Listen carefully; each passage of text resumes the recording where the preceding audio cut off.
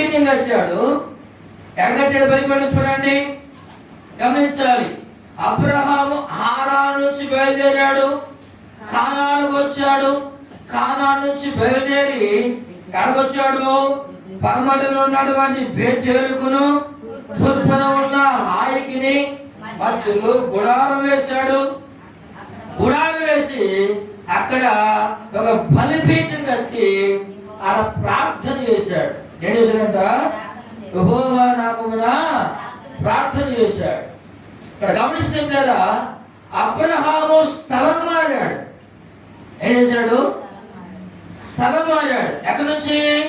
కానాను నుండి ఈ యొక్క పరమడను ఉన్న బేతేలుకిని, తర్వాత తూర్పున ఉన్న హాయికిని మధ్యలో గుడారం వేసుకుని ఆ స్థలం మారిన తర్వాత ఏం చేశాడంట? బలిపీఠం కట్టి ప్రార్థన చేశాడు. ఏం చేశాడు? ప్రార్థన, దేవునికి ప్రార్థన చేశాడు ఆయన.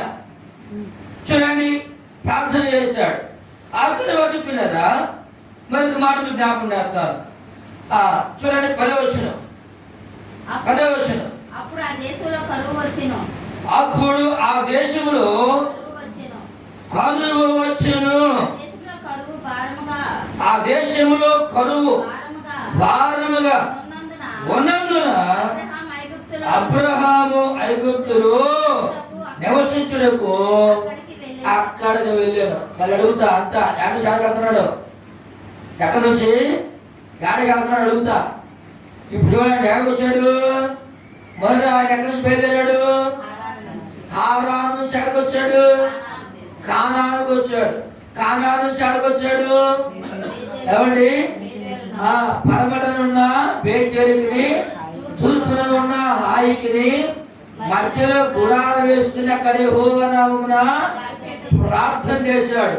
అక్కడ కరువు ఉన్నటువంటి కారణాన, కానానులో కరువున్న కారణాన అక్కడి నుంచి ఇప్పుడు ఎక్కడికి వచ్చాడు? ఐగుప్తుకు వచ్చాడు. ఎక్కడికి వచ్చాడంట?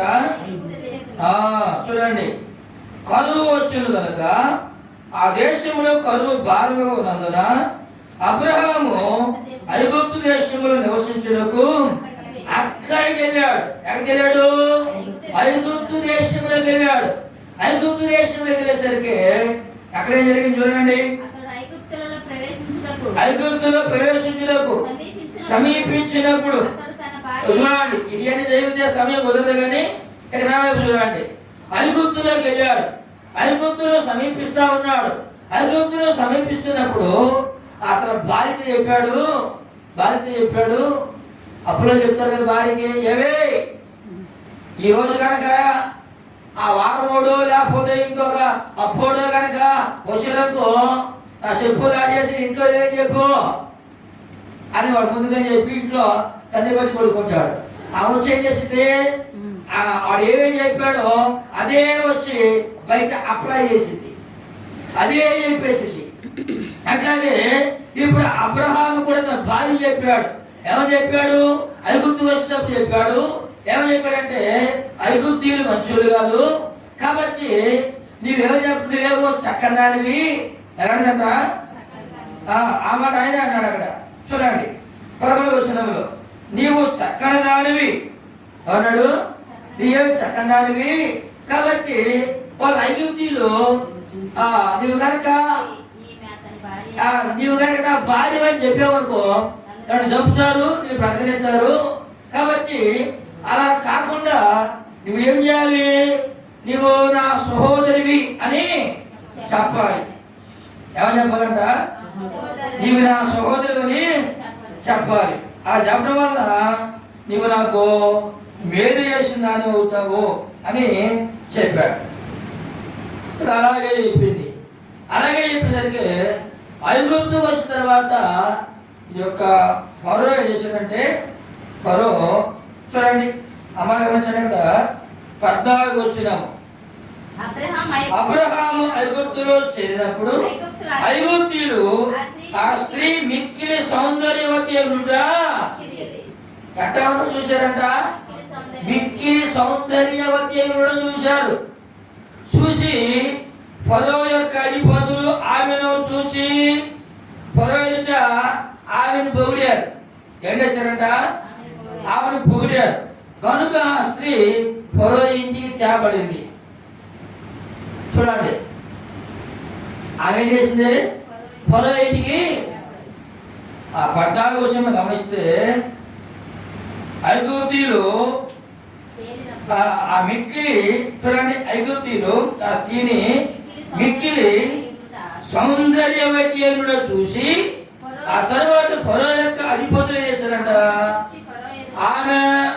ఆమెను చూచి ఫరో ఎదుట ఆమెను పొగిడారు.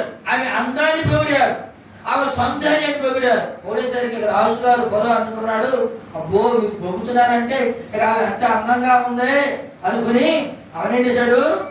తీసుకురండి నా సముఖానికి అనేసరికి తీసుకొచ్చారు. చూశాడు, అబ్బో ఆ ఓడగానే ముక్తుడైపోయాడు. ఎక్కడ ఏమైపోయాడు? దాసుడైపోయాడు. క్షణమాట చెప్తా, చూడండి ఏమైపోయాడు? ఆయన దాసుడైపోయాడు. దాసుడైపోయాడు. అతను చూడండి, దాసుడైపోయాడు. 16 వచనం, అక్కడ ఆమెను బట్టి అబ్రహామునకు మేలు చేశారు. అందువలన అతనికి గొర్రెలను, గొడ్లను,